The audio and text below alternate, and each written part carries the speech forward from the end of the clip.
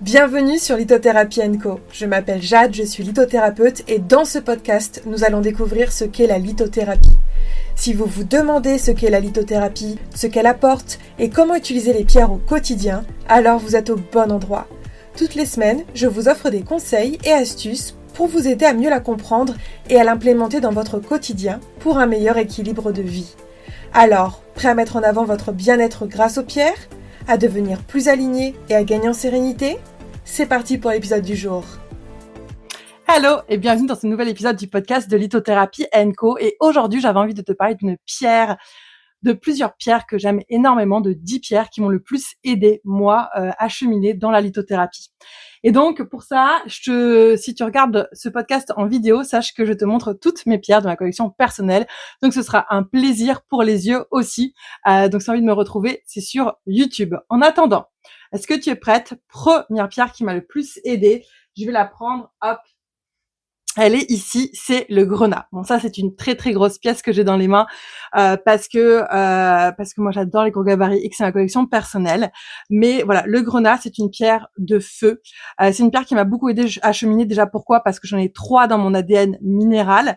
Donc, c'est une pierre qui correspond vraiment à mon énergie, à mes vibes à moi. Et en plus, je la trouve magnifique parce que le grenat, il faut savoir qu'elle pousse naturellement avec toutes ces facettes-là. Elle a un système cubique. Donc, je trouve qu'elle a vraiment une originalité, quelque chose qui est magnifique. Et le grenat, c'est une pierre de sexualité, de sensualité, de créativité et de feu intérieur. Donc, elle m'a beaucoup aidée quand je me sentais perdue, quand j'avais besoin de me reconcentrer sur mon feu intérieur, sur ce qui me plaisait vraiment, sur ma créativité aussi, parce que pendant un moment, j'ai cru que j'étais quelqu'un de pas du tout créatif.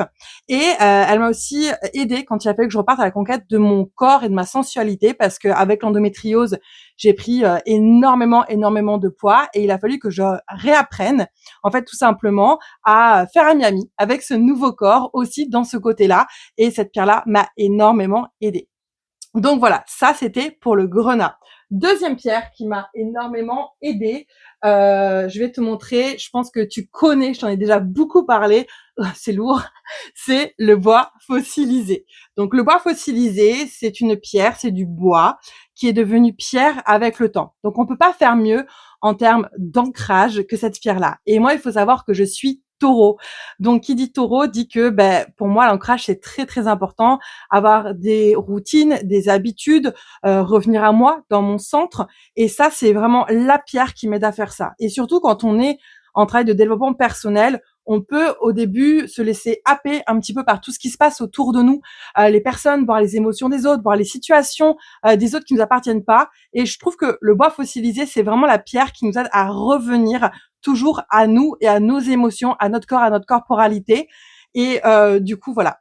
Bois, team bois, forever. Mais de toute manière, si t'écoutes le podcast, je pense que tu le sais parce que je t'en ai parlé au moins 1000 fois du bois fossilisé. Hop, je la pose. Troisième pierre qui a été très importante pour moi, et ça, j'en ai déjà parlé dans ce podcast, c'est la cornaline. C'est cette pierre qui est orange, qui est magnifique. Moi, je l'adore. Elle est liée au chakra sacré et c'est la pierre qui m'a le plus aidée avec mon endométriose. Et oui, pourquoi ? Parce que l'endométriose et toutes les pathologies un petit peu du féminin sont liées à un dérèglement du chakra sacré. Donc tout de suite, moi, quand j'ai appris que j'avais l'endométriose, j'ai su qu'il fallait que je travaille sur ce chakra-là, sur mon féminin, sur mon rapport à moi, à la maternité, sur beaucoup de choses en fait. Et j'avoue que c'est la pierre qui m'a le plus aidée dans la guérison de mon endométriose. Donc je ne peux que la recommander si toi tu as des problématiques d'estime de soi, t'aimer dans ton corps de femme, de connexion, si tu culpabilises parce que tu as des plaisirs, si aussi tu te sens voilà, tu as des problèmes de connexion avec ta maman ou toi en tant que maman, il y a beaucoup de choses, elle est liée aussi à l'intuition puisque le chakra sacré est intuitif. Donc il y a beaucoup de choses où elle va aider, c'est un petit peu la pierre multiplace du chakra sacré que je recommande à 100%. Une autre pierre que j'ai beaucoup aimée, alors là c'est plus un format de pierre pour aller un petit peu avec ce que je te disais, c'est l'œuf de Yoni. Alors l'œuf de Yoni, c'est un œuf en pierre qu'on va venir insérer dans le vagin. Oui, dit comme ça peut faire un petit peu peur, mais en fait, il faut savoir que cette pierre-là, elle est juste extraordinaire pour travailler déjà au niveau du périnée si tu as besoin de travailler ton périnée parce que tu as eu des accouchements, des mauvaises rééducations du périnée, mais aussi elle va t'aider à travailler toujours sur cette fameuse histoire du féminin sacré. Et moi, avec l'endométriose, quand je l'ai eu, j'ai tout de suite lu un article. À l'époque, c'est un article de Gwyneth Paltrow qui me parlait de l'œuf de yoni et des vertus pour travailler sur le féminin. Et en fait, c'est la première chose que j'ai travaillé, c'est avec un œuf de yoni qui était en cornaline pour le coup. Celui-ci est en obsidienne. Et donc, tu l'insères dans le vagin. Et moi, ça m'a permis de tellement travailler sur moi, encore une fois, mon rapport à l'endométriose, à ma lignée féminine, à moi. Et donc, c'est ce qui m'a permis de faire un vrai bond en avant. Donc, je te reconseille si tu as des problématiques qui sont liées au féminin, encore une fois, des problématiques de viol, si tu veux tout simplement te reconnecter à ta sexualité aussi. Enfin, l'œuf de yoni, c'est pareil. J'ai fait un épisode de podcast dessus. Donc, si tu veux en entendre parler beaucoup plus en long, en large et en travers, vas-y. Mais en tout cas, ça, c'est pépite et je recommande fortement. Deuxième outil qui m'a beaucoup aidé en lithothérapie, c'est le mala. Le mala, c'est un collier de méditation qui a 108 perles. Ça, c'est un des premiers que j'avais fait pour moi.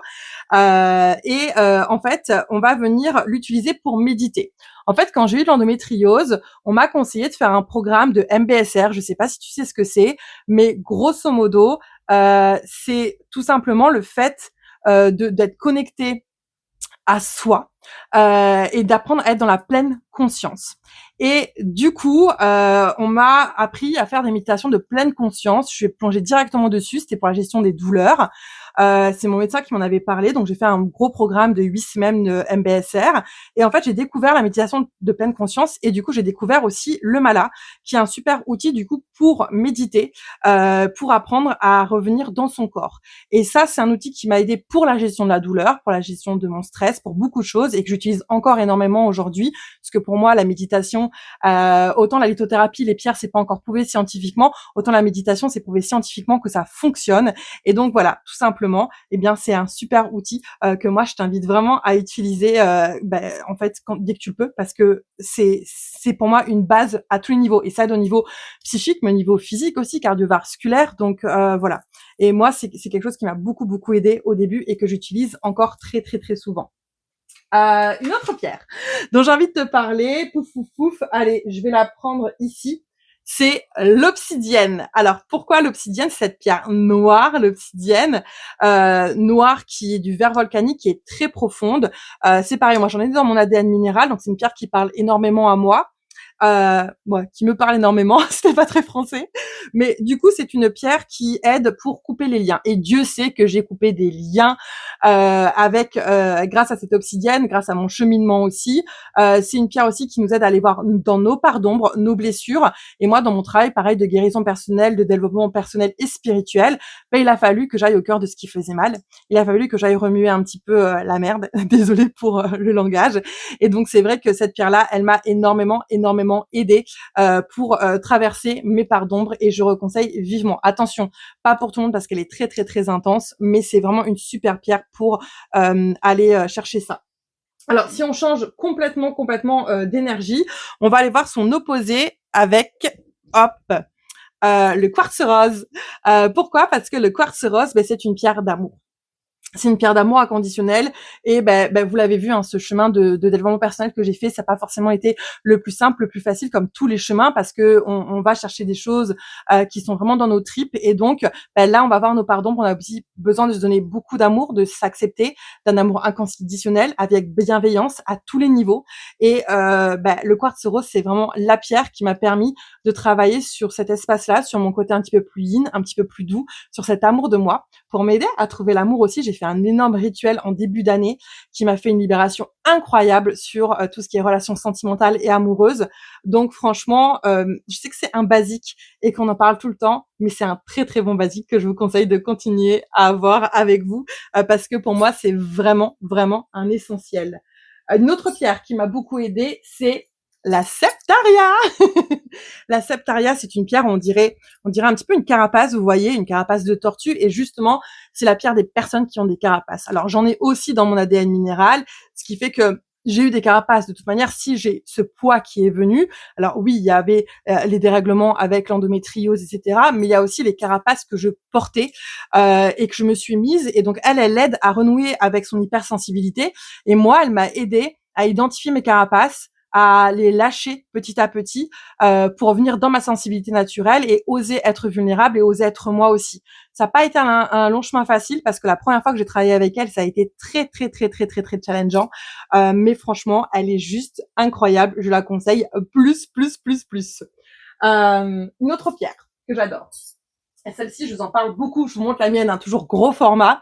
Celle-ci, elle est brute. C'est de l'opale verte fossilisée. L'opale verte fossilisée, c'est la pierre de l'abondance par excellence. Ça, je l'ai plutôt eu dans mon parcours entrepreneurial. Et je me rappelle toujours de cette petite anecdote de la première fois où j'ai travaillé avec. Donc, je dormais avec elle la nuit. Vous le savez que j'aime bien dormir avec les pierres. Et là, j'ai ma sœur qui m'envoie un message en me disant, bah, tiens, il y a une influenceuse qui parle des pierres, et elle se pose des questions, bah, je t'envoie le lien si jamais tu veux lui répondre. Et je me dis, ok, bah, j'y vais. Donc, je vois son message, je réponds. Elle avait quand même plus d'1 million d'abonnés. Moi, je commençais bah, je sais pas, je devais avoir 500 personnes sur mon compte Instagram à l'époque.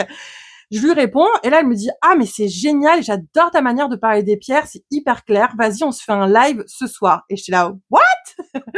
Donc le stress parce que on demande de l'abondance, on sait pas comment il arrive.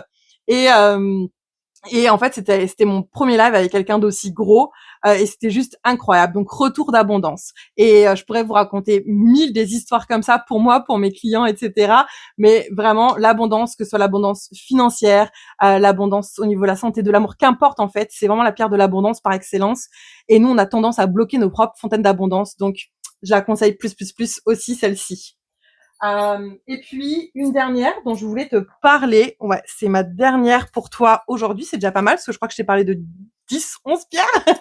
C'est la labradorite violette. Je sais pas si tu vas voir ces reflets ici en vidéo parce que je ne vous vois pas en retour.